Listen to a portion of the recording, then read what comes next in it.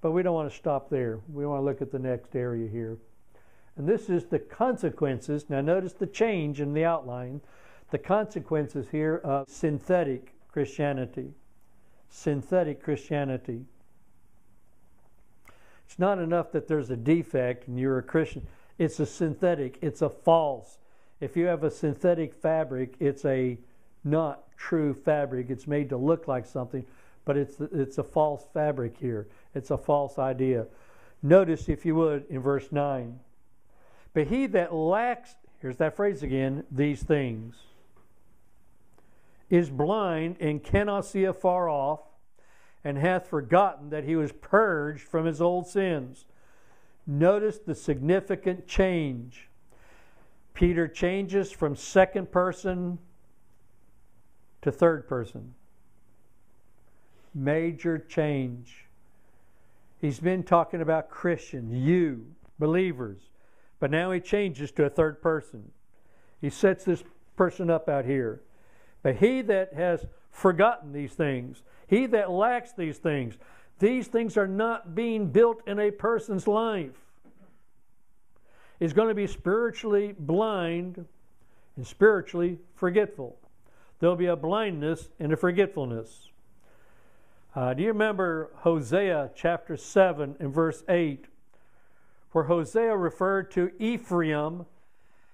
Ephraim is like a cake unturned. And some of you women think about doing pancakes.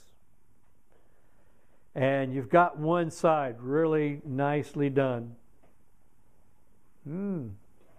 Starting to go too nicely done. Starting to get burned. Why? Because you didn't flip it over. But let's say you take it off and you put it on the plate for somebody to eat. Yuck! That'd be terrible. Why? Because one side is overly cooked and the other side is undercooked. And Hosea says the Ephraimims are like that. This tribe of Israel is like that. On the one side overcooked, the other side undercooked. On the one side they have the zeal for God. The other side there's nothing there. Undercooked. There are many Christians that are like that. And we refer to them by this phrase here. They are saints in public, but the devil in private. Man, they look great at the church. They're super great. They're really good on paper. But you get them in the home, and they're terrible in the home. It doesn't show up in the home. If these things, this sequence is not there, you find that this person has a synthetic form of Christianity. It's not real. It's a synthetic form of Christianity, and it's going to be evidenced by two evidences here. Evidence number one is spiritual astigmatism. Spiritual astigmatism. There's going to be a blindness, a lack of discernment into sound beliefs. They cannot see, and they cannot see afar off. One of the things that I find in trying to work with synthetic or false Christians is they have no sense of discernment. What seems evident to you and I when we read the Bible, they can't grasp it. They can't discern spiritual truth. You got to go over it, over and over and over again. Why? They just don't get it. They don't see it.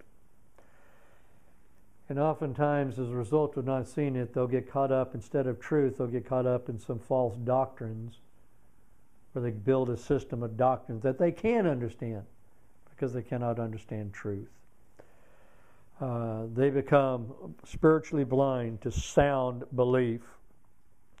But also, they become forgetful. There's a spiritual amnesia. Spiritual amnesia.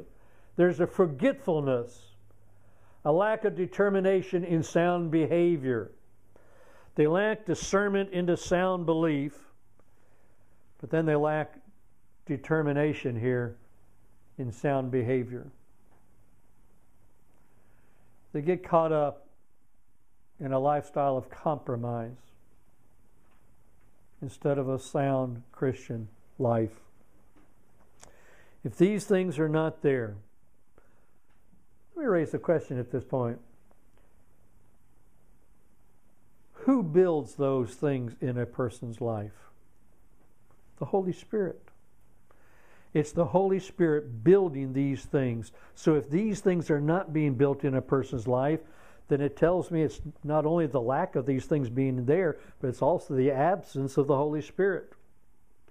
The absence of the Holy Spirit. So somebody can become a church member and buy into the name of Christianity without being an authentic Christian.